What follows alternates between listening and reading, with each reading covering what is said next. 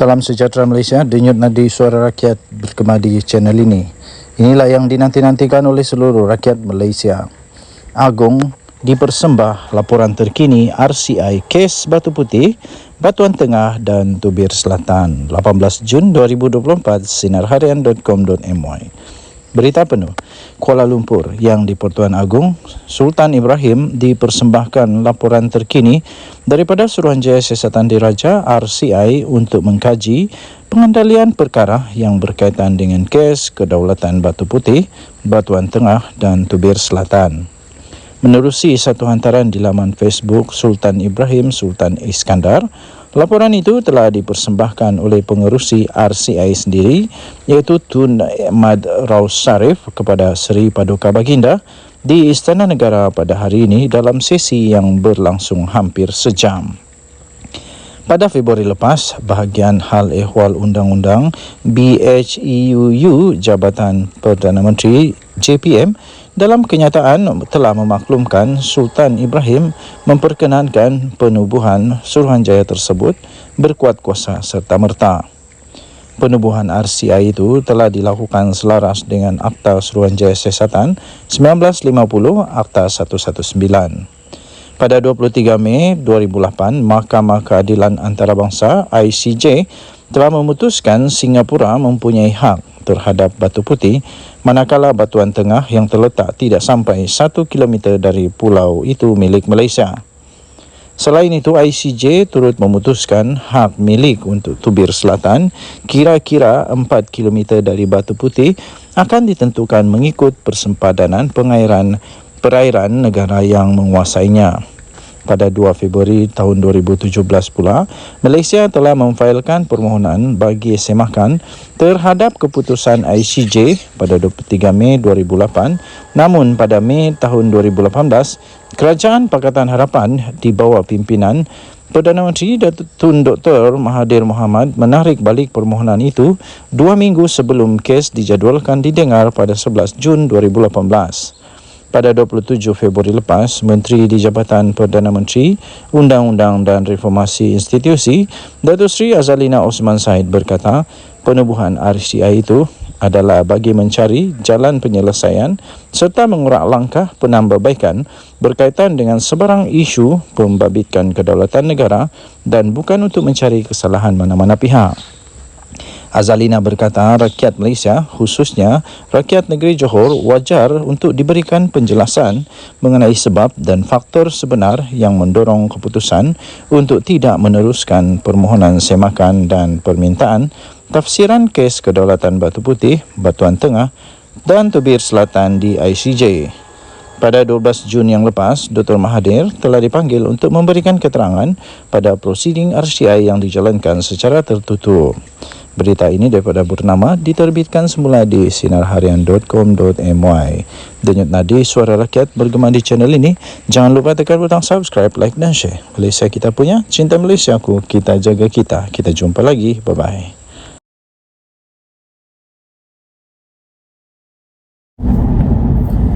Salam sejahtera Malaysia. Daulat tuanku. Ampun tuanku, beribu-ribu ampun. Sembah patik mohon diampun.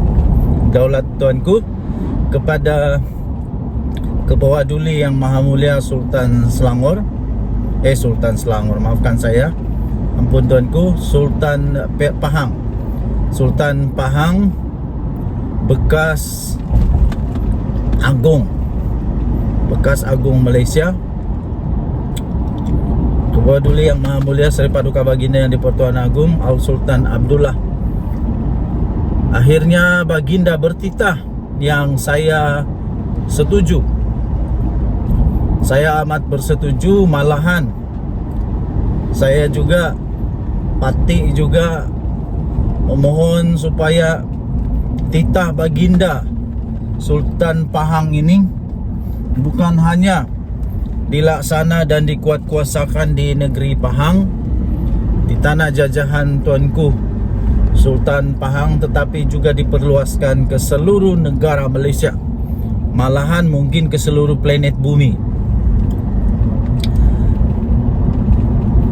Baginda bertitah bahawa semua sungai, rizab sungai tidak boleh dibangunkan. Reserve sungai sepatutnya dijaga. Baginda bertitah Sungai Pahang, reserve sungai sepatutnya dijaga supaya terjagalah. Sebab itu sangat-sangat penting. Reserve sungai ini sangat penting untuk menjamin bekalan air yang cukup.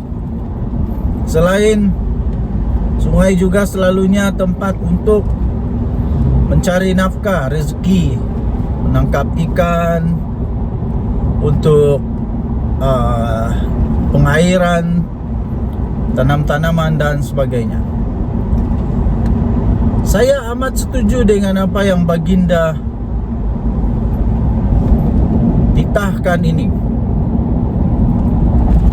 Maka dengan itu, syarikat-syarikat kah, orang-orang kaya kah, janganlah terlalu tamak, jangan terlalu gopoh, jangan terlalu sombong, jangan terlalu mengaut, memikirkan hanya kekayaan tanpa memperdulikan masa depan anak cucu penduduk bumi yang seterusnya.